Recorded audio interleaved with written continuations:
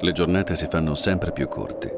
La brina ridipinge il paesaggio. Tutto tace nella campagna veneta, tranne il vento, sempre più gelido. Nella stagione del letargo, la terra si prepara a donare il suo frutto più prezioso.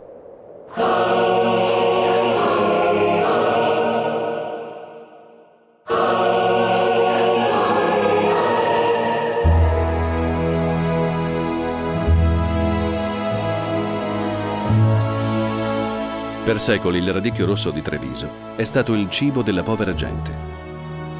Ad un certo punto questa comune cicoria spontanea si è trasformata nel più pregiato e ricercato degli ortaggi. Una storia affascinante che vive il suo spettacolare finale nei giorni più freddi dell'inverno. Con il conferimento dell'indicazione geografica protetta, la Comunità Europea ha ufficialmente riconosciuto la tipicità di questo prodotto unico al mondo, che affonda le sue radici nella tradizione e nella cultura di una ristretta area di produzione, che comprende parte delle province di Treviso, Venezia e Padova. Solo qui il radicchio tardivo trova il proprio palcoscenico ideale.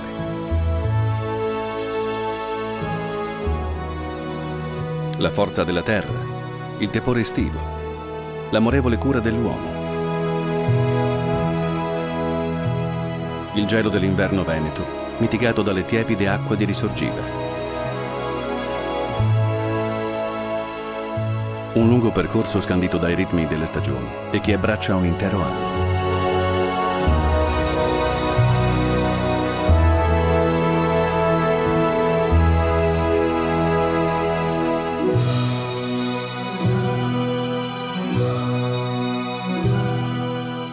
Le giornate si allungano, il freddo è meno intenso, è tempo di ricominciare.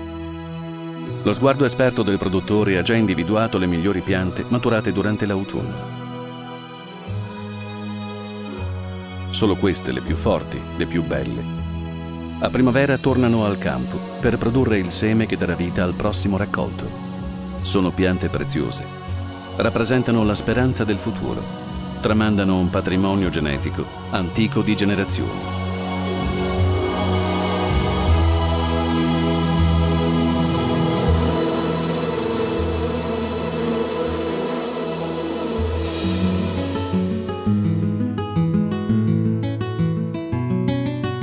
Patrimonio prezioso che non può essere disperso o contaminato. Per questo una fitta rete racchiude le piante in fiore, ad impedire casuali impollinazioni. Così anno dopo anno il produttore migliora la qualità del proprio radicchio.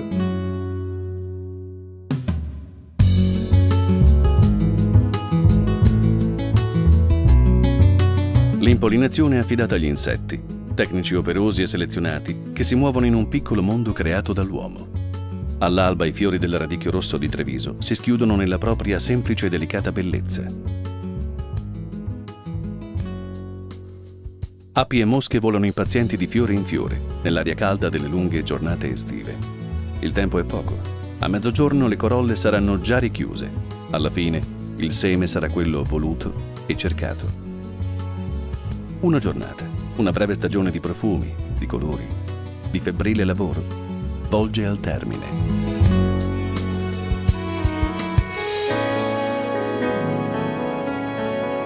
Il terreno è stato lavorato con cura, arato, erpicato, fresato, rullato, concimato. Ora il caldo invade ogni cosa sui campi. L'estate è al suo culmine. È il momento della semina. Il rumore dei trattori e delle seminatrici di precisione riempie l'aria. Le zolle ricaricate di energia dalla rotazione colturale sono pronte ad accogliere il seme così amorevolmente selezionato. All'abbraccio fra terra e seme è affidata la speranza del prossimo raccolto.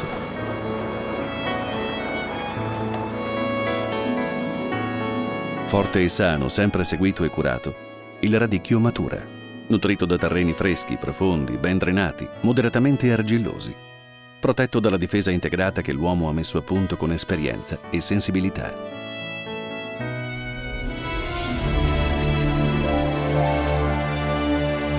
Le nebbie e i primi freddi annunciano l'autunno.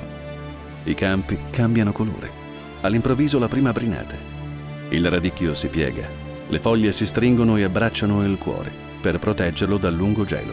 La raccolta può iniziare. Recisa in profondità la radice, i cespi sono strappati dalla terra che li ha nutriti.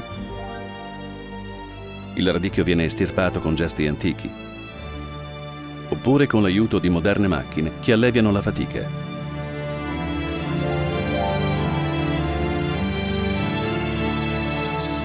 Ma il lavoro resta duro e il freddo pungente. Bisogna raccogliere prima che la terra diventi ghiaccio. Il radicchio tardivo è resistente, può vincere temperature di 7 gradi sotto zero, ma è doveroso evitare che il cespo geli e diventi fragile.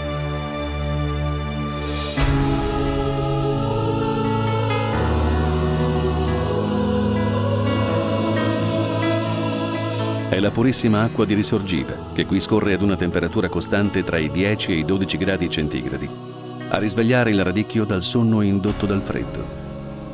Questo è il territorio del Sile, il fiume di Risorgiva più lungo del mondo.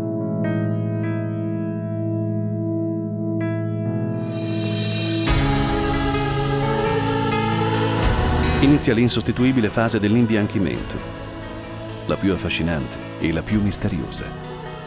Le piante tolte dalla terra sono legate in mazzi e immerse in vasche ombreggiate nell'acqua corrente per 20-25 giorni.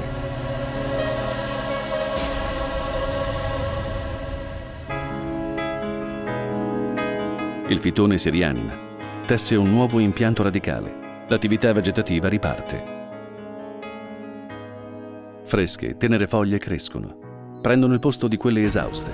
Il cuore si sviluppa e mostra i suoi colori definitivi, il bianco e il rosso rubino. Ora ha acquistato la croccantezza e il sapore gradevolmente amarognolo che rendono il radicchio rosso di Treviso tipico e inimitabile. È nato il fiore che si mangia. Il radicchio rosso di Treviso è un ortaggio straordinario anche per le caratteristiche dietetiche e nutrizionali. Ha proprietà depurative, diuretiche, toniche e antiossidanti. Facilita la digestione, la funzione epatica e stimola la secrezione biliare. Ha poche calorie ed è ricco di vitamine. Un prodotto naturale, puro, prezioso, come dimostrano immancabilmente i controlli della qualità.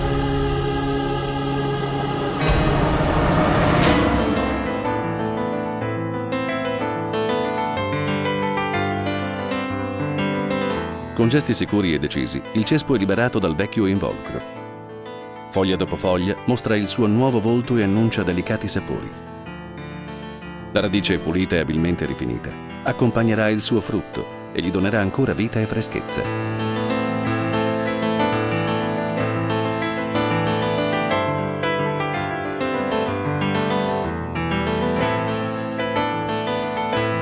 Ora il nostro radicchio rosso di Treviso è pronto per un ultimo lavaggio in acqua corrente e per il confezionamento.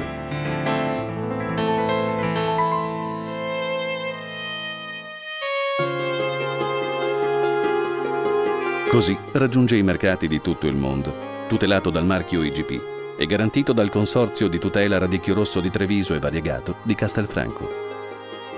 Così arricchisce di colore, gusto e profumo le cucine e le tavole, simbolo della ricca tradizione gastronomica di Treviso, di una secolare storia fatta di tradizione e di ostinata ricerca dell'eccellenza. Delicatezza del gusto, con un sentore d'amaro e di acqua sorgiva, fragranza delle sue foglie slanciate, una prelibatezza da assaporare, coinvolgendo tutti i sensi. Le inimitabili doti del radicchio rosso di Treviso si rivelano straordinariamente duttili in cucina. Primi piatti, secondi, contorni, oppure gustato da solo, servito crudo. Sono centinaia le ricette in cui recita da protagonista, in esaltanti abbinamenti di aromi. Radicchio rosso di Treviso. Cultura del sapore.